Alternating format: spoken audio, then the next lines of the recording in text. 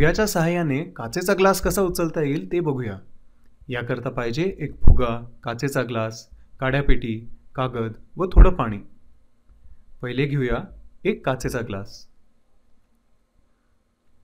मग एका कागदाच्या तुकड्याला आग लावूया आणि हा तुकडा ग्लासमध्ये टाकू.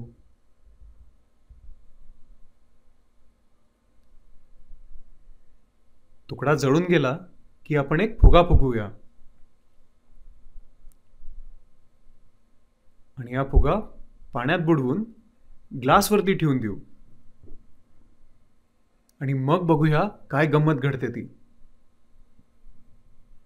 फुगा ग्लासच्या आत खेचला जातो आणि अडकून बसतो आतमध्ये. म्हणजे तुम्ही फुगा उचलायला गेला तर ग्लास सकट तो उचलला जाईल, एवढा आत रुतलाय तो. ह्याचं कारण आहे की आग जळताना आतमध्ये हवेचं व्हॉल्यूम जास्ती आहे व आग जळून गेल्यानंतर हवेचं व्हॉल्यूम कमी होतं आणि कमी होता होता ते फुग्याला आत खेचून घेतं आणि त्यामुळे फुगा आत रुतून बसतो. असा